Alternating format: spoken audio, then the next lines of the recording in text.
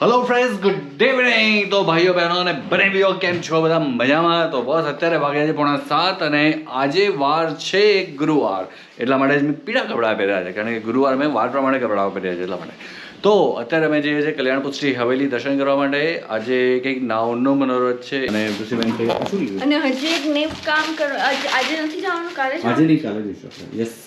અને આ જે છે આની અંદર છે કેરીની ગોટલીઓ. હવે આ એક સંસ્થા છે, ત્યાં અમે આ બધી કેરીની ગોટલી આપવા જઈશું. અને એકચ્યુઅલી એનું એવું કારણ છે કે આ જે છે ગોટલી એને અમે ટેરેસ પર સૂકવી હતી તડકામાં, અને એને પછી ન્યૂઝપેપરમાં રેપ કરી અને પછી હવે અત્યારે આપવા જઈશું. અને એ ફાર્મર્સને બધાને મોકલશે અને એનાથી બહુ બધા બીજા બધા આંબા એટલે કે કેરીના ઝાડ વાવવામાં આવશે. જો તમારી પણ ઈચ્છા હોય આ નેક કામ કરવાની તો ચોક્કસ હું તમને નંબર મોકલી દઈશ, કયો નંબર છે ને ક્યાં આપવા જવાનું છે, એડ્રેસ સાથે બધું જ તમને ડિસ્ક્રિપ્શન બોક્સમાં લખી દઈશ. તમે જાઓ અને બહુ જ બધા આંબાઓ વવાય એના માટે અમે તમારે ફેંકી જ દેશો તમે, બરાબર? એટલે બેસ્ટ હોય કે આને સારા ઉપયોગમાં રિસાયકલિંગ કરી શકાય અને ફરીથી નવા આંબાઓ ઉગી શકે તો સારું જ છે ને આપણા માટે. અને એક આંબાનું ઝાડ 300 વર્ષ સુધી રહે. હે, સરસ. લો, જોરદાર વૃષ્ટિ. તો આ પુણ્યના કામ કરવા જોઈએ એમ. તો અને આપણી પાસે કેટલા છે ખબર છે? 54 છે. સરસ. તો અમે બહુ જ ઓછી કેરીઓ ખાધી છે આ વખતે, એટલે 54 જ છે. તો તમારી જોડે બહુ મોટું પરિવાર હોય, બહુ બધા તમે ખાતા હોય ને કેરીઓ, તો હું તમને જે બી એડ્રેસ આપું ત્યાં જઈ ફોન કરી અને જઈ આવો. અને રાત્રે 9 વાગ્યા સુધી ખુલ્લું હોય. સવારે કેટલા વાગે ખુલે નથી ખબર, તો ના પાડે ને. વિચારે ખબર જ ના હોય, વિચારે કેમ માણસ? મને તે સમજ ના પડી. એનીવેઝ, ચલો ભાગીએ હવે. અરે મન વસિયા વ્રજનાથ મધુરો વાલો હસિયા રે, ગૌ પ્રકાર ગોવાળીઓ જોઈને બ્રાહ્મણને લાવ્યો સંગ રે, અચરજ જોઈને વિસ્મય થયું, મન કાવ્યું સૌને ઉમંગ, ગોવર્ધન રસિયા રે, મારે મન વસિયા વ્રજના. તો અમે ત્રણેય પહોંચી ગયા છે કલ્યાણપુષ્ટિ હવેલી. અને હવે અંદર અહીંયા સખત ભીડ અંદર છે, એટલા માટે ગાડી પાર્ક ના કરવા દીધી, એટલે અનફોર્ચ્યુનેટલી બહાર જ કરવી પડી ગાડી પાર્ક. તો નગર મસ્ત રીતે અહીંયા પાર્ક થઈ જાય ગાડી, પણ બહુ જ બધા વૈષ્ણવો અહીંયા છે જો. અને આખું પાર્કિંગ ફૂલ છે, એટલે જગ્યા જ નથી ગાડી પાર્ક કરવા માટે. અને બહુ જ બધા વૈષ્ણવો અહીંયા આવે દર્શન કરવા માટે. હે, હજી નથી ખુલ્લા દર્શન. આપણે નીચે તો કરીએ. ચલ.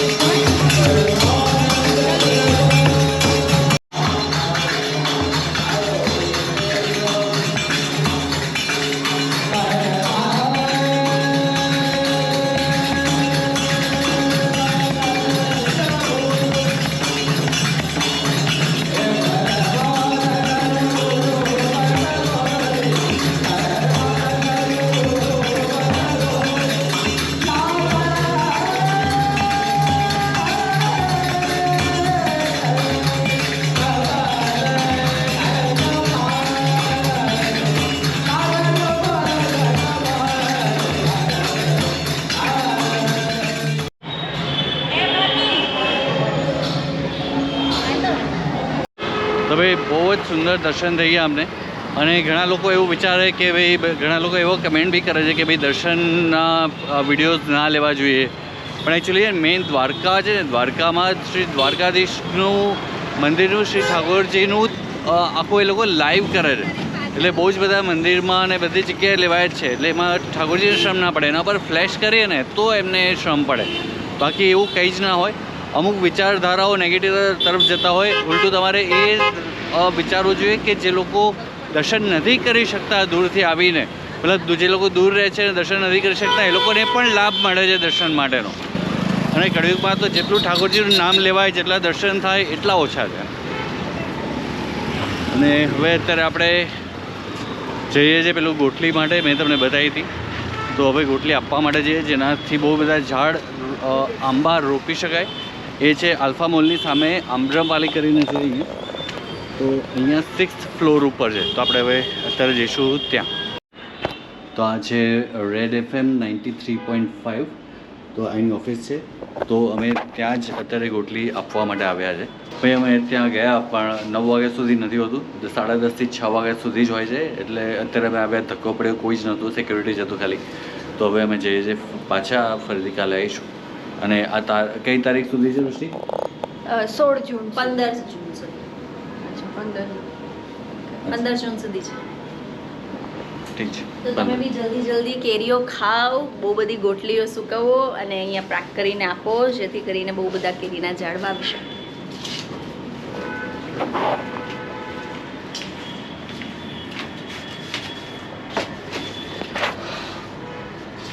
ચલો હવે બાકી મને ખબર નહીં કે આ તો રેડ એફએમનું ઓફિસ છે.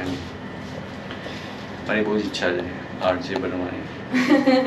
બનશો બસ થોડું એની માટે ટ્રાય કરો તો થઈ જશે. ટ્રાય કરીશું. યસ. રાજકોટની ઘટના પછી બધા જ ગેમ ઝોન બધું બંધ થઈ ગયું છે. સન્નાટો છવાઈ ગયો, સન્નાટો.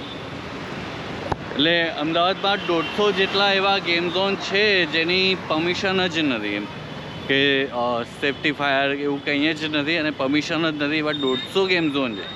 એટલે ભાઈ એક ઘટના થાય એટલે 10 બહુ બધાનું બહાર નીકળે. અને હવે તો બધા છે ને ફોટા પડાવતા એ ડર છે કે ભાઈ મારો ફોટો આવી જશે તો લોચા વાગશે એમ. તો ફ્રેન્ડ્સ, દર્શન કર્યા અને પેલી ગોટલી માટે ગયા પણ ત્યાં બધું બંધ થઈ ગયું હતું. અને હવે આવતીકાલે જઈશું. ને અત્યારે અમે આવ્યા છે વસ્ત્રાપુર પાસે આંટી દે પરાઠે, ત્યાં આવ્યા છે. અને ત્યાં તો અહીંયા મંગાયા છે પરોઠા. હવે અહીંયાના કેવા છે એ તમને ચાખીને પછી જણાવું કે અહીંયાના કેવા છે. અહીંયા પેલા પંજાબ દે પરાઠે હતા, હવે આંટી દે પરાઠે છે. પરોઠા ચેન્જ થઈ ગયા છે.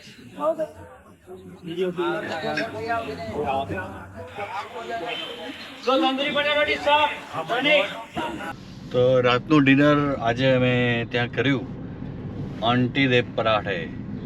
તો એમાં ભાવ છે ને પરોઠાના 110 થી 210 સુધી આઈ થિંક છે. 230 સુધી છે. That is four oil. હા, ઓઇલ અને બટરના કદાચ અલગ હશે. અને બીજી વસ્તુ કે અમે 2 પરોઠા મંગાવ્યા હતા, એક 190 વાળો ને એક 210 વાળો, એવી રીતે. અને બીજી વસ્તુ એ કે બહાર બેસવું પડે ત્યાં અત્યારે બહુ જ ગરમી છે, બરાબર. જેને ગરમી ગમતી હોય અને ત્યાં બેસવા મજા પડતી હોય એ ચોક્કસ ત્યાં જવાય જ. બહુ જ સારી જગ્યા રહે. અને બીજી વસ્તુ કે જસ્સી દે પરાઠે એનો ભાવ જે છે એ 230 કે 40 રૂપિયા છે. પણ મસ્ત ગાદી તકિયામાં તમે બેસી અને એસીની હવા સાથે મસ્ત ભોજન કરી શકો. બહુ જ સારી જગ્યા છે. અને જો બહાર તમારે ટેબલ ખુરશીમાં સેમ આવી રીતે જ બેસવું હોય તો આ પણ સારું છે. અપના પંજાબ બહુ જ સરસ, અતિશય સરસ. અને અમે બહુ જ ટાઈમથી ત્યાં ખાઈએ છીએ. અહીંયા પહેલી વાર ખાધું. અહીંયા થોડુંક અલગ છે. અહીંયા એવી રીતનું છે કે તમે કોઈ પણ વસ્તુ કોલ્ડ ડ્રિંક મંગાવી તો બહારથી લઈ આવે એ લોકો, અને એના પોતાના ભાવ અલગથી આ લોકો ચડાવે છે. દરેક વ્યક્તિ ધંધો કરવા બેઠી છે તો એ લોકો લે, શું કે એમાં કોઈ ખોટું નથી, બરાબર. એટલે જો તમારું પોકેટ અલાઉડ કરતું હોય કે આવા રૂપિયા આપવા તો ડેફિનેટલી તમારે જવાય જ. બહુ જ સારી જગ્યા છે. પણ મને જસ્સી દે પરાઠાના પરોઠા બહુ જ સારા લાગે, વધારે સારા લાગે. અને આપણા પંજાબના પરોઠા બહુ જ સારા લાગે. આવું છે. બાકી જગ્યા બહુ જ સરસ છે, તમે જઈ શકો, તમને એકવાર ટ્રાય કરવો જોઈએ, કારણ કે અમે એટલા માટે ગયા હતા, બહુ જ બધા લોકોએ વખાણ કર્યા હતા ત્યાંના, એવું છે. એટલે યુ નો સારું, ચાલો હવે આપણે પધારીએ ઘર તરફ. તો હા, દરવાજો બંધ. બસ દૃષ્ટિને જરાક પણ ના ગમે ઘરે પહોંચીએ ને અને ગાડીમાંથી ઉતરવું પડે ને જરાય ના ગમે. એવું જ કે બસ મને આખી રાત ગાડીમાં જ રહેવા દો, તમે તમારે જાઓ, હું ગાડીમાં સૂઈ જઈશ, ગરમી ગમે તે હશે ચાલશે. ના એમ પાછું થોડીક તે એસી ચાલુ કરીને. હે હા તો સફોકેશન મને કેટલું થાય આખી રાત. અચ્છા, નગર પહેલાં તો તું કહેતી ને કે ભાઈ મને ચાલશે, વાંધો નથી. હા પણ એ ટાઈમે થાક એટલો હોય ને કેવું થાય અહીંયા જ સુઈ જાઓ. હે અચ્છા, ઠીક છે. માણસો બદલાય હો, ખબર ના પડે, ક્યારેક પેલા અલગ સ્ટેટમેન્ટ, હવે અલગ સ્ટેટમેન્ટ. મોબાઈલ લીધા ये अंधेरा घना छा रहा तेरा इंसान गया. કેવું નહીં સવારથી રાત પડી જાય આમ મજા ચપટી વગાડતા. ચપટી ના વગડે, બહુ ટાઈમ લાગે.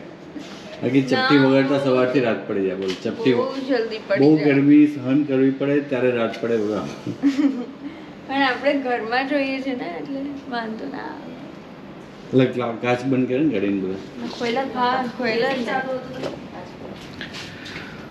ચલો ફરી લિફ્ટમાં.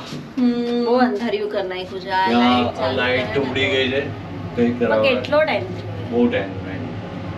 આપણે દ્વારકાથી જઈને પછી દ્વારકા ગયા ત્યારે ઉડેલી જ હતી.